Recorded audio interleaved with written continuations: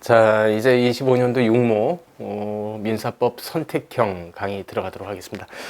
자, 뭐 1번부터 35번까지는 민법 이야기이죠. 자, 이제 들어가도록 하겠습니다.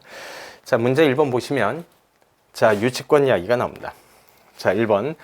자, 부동산 실명법이 적용되는 계약 명의 신탁에서 명의 수탁자가 당사자가 되어 신탁 약정이 있다는 사실을 알지 못하는 소유자라고 되어 있죠. 매도인 선의 사건입니다. 자, 부동산 매매 계약을 체결한 뒤에 수탁자 명의로 소유권 이전되기를 마쳤다. 여기까지 뭐 별 문제 없죠.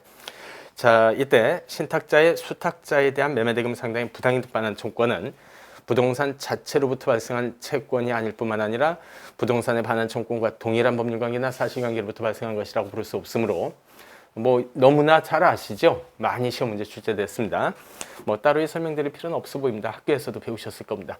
유치권 성립되지 않지요. 그렇죠? 즉 유치권 성립되지 않는 이유는 결련성을 인정할 수 없다. 그 얘기를 했었습니다. 맞습니다. 자, 두 번째, 의리 위법하게 갑의 점유를 침탈해서 갑의 유치권이 소멸되었다. 이때 우리가 알고 있듯이 유치권이 소멸되었다라고 해도 유치권은 점유권을 가지고 있기 때문에 자, 점유 보호 청구권, 즉 점유 침탈당한 날로부터 1년 내 회수 가능하죠. 그러면 이때 1년 이내, 침탈일로부터 1년 이내 회수 청구권은 가능한데 다만 이 기간 내에 손해배상 청구까지 하라는 취지는 아니라는 것이 판례이죠. 자, 그래서 이때 점유를 자, 갑이 을에게 유치권 소멸에 따른 손해배상을 구하기 위해 자, 침탈일로부터 1년 이내에 손해배상을 구해야 구하는 소를 제기해야 된다. 틀렸다. 그죠? 자, 답은 2번입니다. 자, 그 다음 3번 부분입니다. 자, 학교에서 배우셨죠? 이것은 교수님들께서 언제나 누누이 이야기를 했었습니다. 우리가 유치권이 인정되기 위해선 자, 기본적으로 이행기가 도래되어 있어야 되죠. 자, 그래서 자, 유치권 성립 요소를 다 볼 것은 아니니까 이행기가 도래되어 있어야 된다. 자, 그런데 이때 이행기 도래라고 하는 것의 의미는 말 그대로 이행 청구를 할 수 있는 경우로 확장을 해야 될 것이기 때문에 자, 이 청구권에 예컨대 동시 이행 항변권이 지금 현재 부착되어 있는 상태이다. 그러면 아직은 이행기 도래가 아니라 미도래라고 할 수밖에 없다. 그 이야기를 했었습니다. 자, 수업 시간에 굉장히 많이 배우셨고 중간고사나 기말고사에서 이미 여러분들 써보셨을 거예요. 그죠? 자, 그래서 이때의 경우에는 동시행 항변. 자, 이것이 건물 신축 도급계약 사건이었었죠. 바로 그 얘기입니다. 네 번째 줄 보시면 자, 수급인의 담보 책임. 이것은 동시행 항변 형태로 되어 있으므로 자, 이때 수급인은 도급인한테 하자 보수 의무나 보수에 가름한 손해배상 채무 등에 관한 이행 제공을 하지 아니한 이상 계속 동시 이행 상태이지요. 그러면 이행기가 아직 도래되었다라고 얘기를 할 수 없으므로 결국 유치권을 행사할 수 없다. 맞죠? 자, 그 다음 네 번째. 유치권은 법정 담보물권으로서 자, 그 요건 중에 하나가 유치권 배제 특약이 없을 것이라고 얘기를 했었죠. 자, 그때 유치권 배제 특약이 만약에 없을 것 그래야 유치권이 성립되는데 자, 유치권이 성립되기 위해서는 배제 특약이 없어야 된다.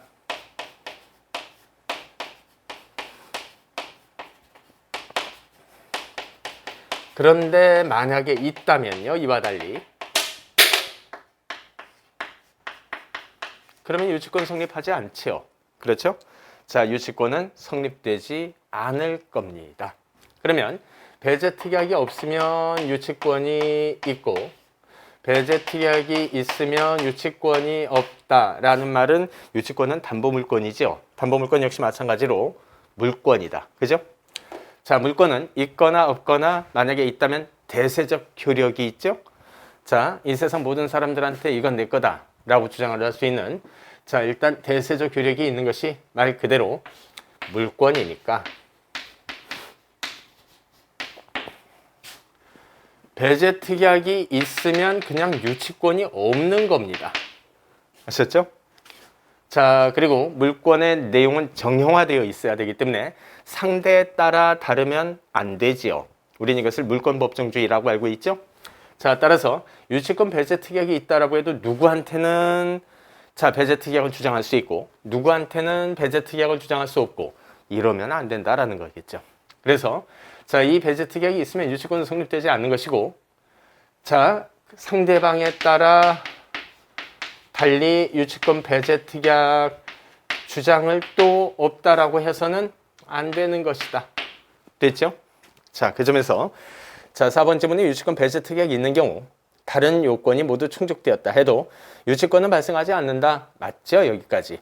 그리고 특약에 따른 효력은 특약의 상대방한테 주장할 수 있을 뿐만 아니라 이제부터는 아무리 양자 사이의 특약이라고 하는 약정 형태이지만 물권의 내용을 다루는 것이기 때문에 자, 제3자에 대해서도 즉 그 밖의 사람에 대해서도 주장할 수 있어야 될 것이다. 판례이죠? 맞습니다. 자, 그 다음 5번 토지 담보권 실행 경매가 개시된 후에 그 지상 건물의 가압류 등기가 격려되었는데 갑이 채무자인 을에게서 건물 점유를 이전받아 그 건물에 관한 공사대금 채권, 피담보채권으로 한 유치권을 취득했고 여기까지는 그냥 문제가 주어지고 있는 겁니다. 자, 그리고 그 후 그 건물에 대한 강제 경매가 개시가 되어 병이 토지와 건물을 낙찰받았다.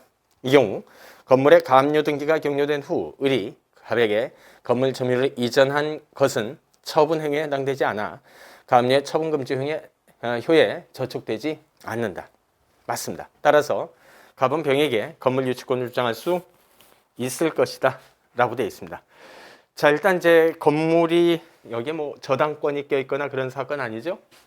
자, 그래서 가압류가 먼저 그 다음에 유치권이 그 다음에 실제 경매로 넘어갔으니 압류의 효력이 이렇게 되어 있다. 그러면 우리는 유치권 주장을 할 수 있는지 없는지를 뭘 기준으로 판단했었죠?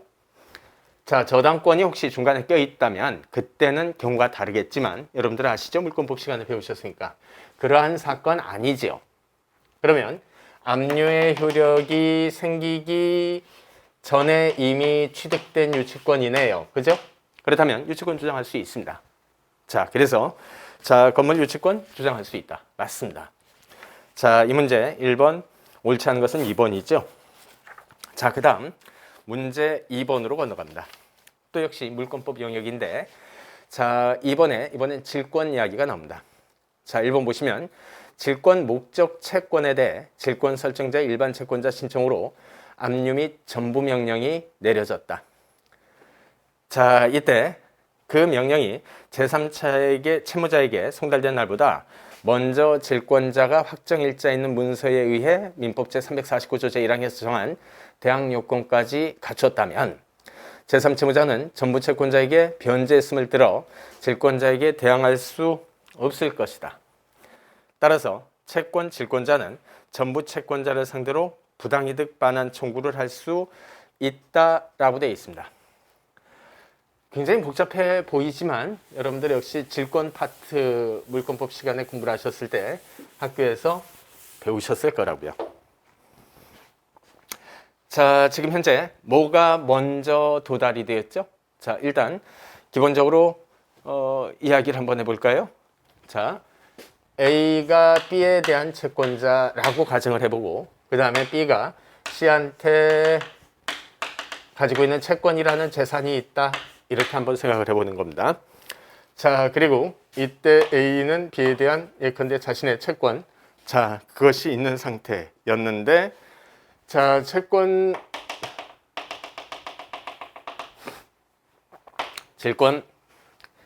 설정 사실을 먼저 통지 도달시켰죠. 자, 그 후에 그 다음에 B의 또 다른 일반 채권자 이름을 예컨대 A2라고 한번 가정을 해봅시다. 자, A2가 이때 B가 C에 대해서 가지고 있는 이 채권을 다시 한번 가압류를 했습니다. 자, 가압류 결정서 제3채무자 통지, 즉 도달 시점이 이날이라고 가정해 보고요. 그러면 자, 우선순위를 기준으로 본다면 채권, 질권 먼저 도달되었으니 우선하지요. 그렇죠? 그 다음에 채권 가압류 결정서 도달 후순위 거기에 해당되죠. 자, 그러면 이때 채권, 질권의 효력이 발생했는데 채권, 질권의 효력이 발생하면 우리 민법 규정에 어떻게 되어 있더라고요? 자, 이 사실을 자, 통지한 후에는 채무자가 질권자의 이익을 해하는 행위를 처분을 하지 못한다라고 되어 있죠. 그래서 질권자의 이익을 해하는 처분, 규정에 의한다면 변경까지도 하지 못한다. 이렇게 되어 있습니다. 그러면 이때 채권, 질권 이것이 도달되면 자, 질권자의 이익을 해하는 처분이나 변경을 하지 못한다라고 했을 때 우리 너무나 많이 여러분들 연습하셨죠? 자, 그러면 변제는 할 수 있나요? 변제를 하게 되면 예컨대 B의 C에 대한 이 채권 이름이 스몰 b 채권이라고 가정했을 때 스몰 b 채권 거꾸로 채무 소멸하죠. 자, 있는 것을 소멸, 즉 없애버리는 것은 처분행위이죠. 따라서 변제하지 못합니다. 됐죠?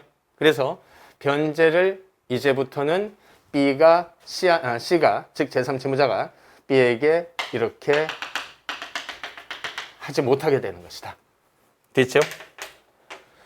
자, 그러면 그 후에 가압류가 도달이 되었다고 했을 때 이때 이 가압류 채권자가 지금 1번의 경우에는 대항 요건을 뭐 취득했는지 뭐 이렇게 다 되어 있지만 자, 이때 제3채무자는 전부 채권자에게 자, 전부 명령까지 내려졌죠? 자, 가압류가 아니라 이제 압류 전부 명령이죠. 자, 전부 명령 이것이 도달되었다라고 했을 때 자, 이때 제3채무자가 변제하면 안 되는데 사실상 전부 명령이라고 하는 것은 채권 양도의 실질을 가지고 있는 거죠. 그런데 A2에게 도달된 후에 전부 명령 받은 자에게 변제를 했다? 안 되잖아요. 변제 못하니까.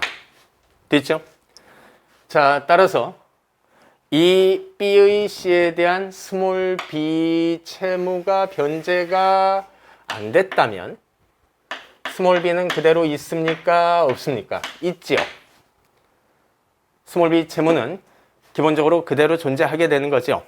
그러니 자, 우리가 부당이득 반환 청구권을 행사하기 위해선 손실자가 이득자를 상대로 법률상 원인 없이 취득한 이득이니 반환하라라고 청구를 하게 될 텐데 자, 받은 손실 자체가 없게 되는 겁니다. 스몰 b 채권은 그대로 존재하니까.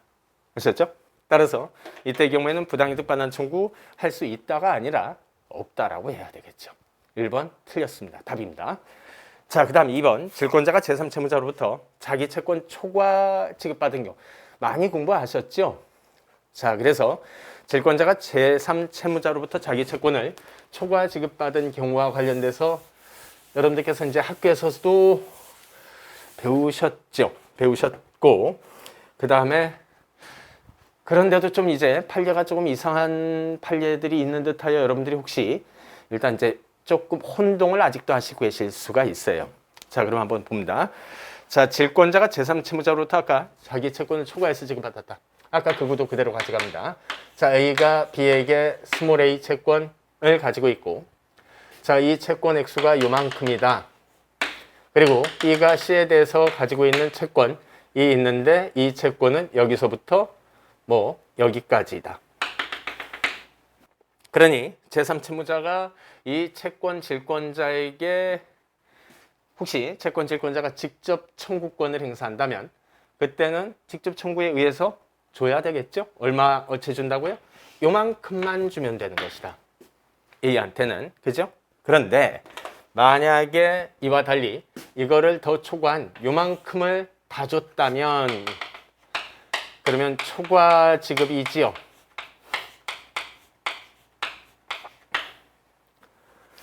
자, 바로 이제 이와 같은 초과 지급 사건이 될 거라고요. 자, 이때 이야기입니다. 제3채무자는 특별한 사정이 있는 한 질권자를 상대로 초과 지급 부분에 대한 부당 이득 반환을 구할 수 있다라고 되어 있습니다. 자, 보시면 자, 이때 A가 정당하게 적법하게 취득할 수 있는 채권의 범위, 액수의 범위, 그 다음에 초과 지급된 범위. 자, 그러면 이제 한번 생각을 해봅니다.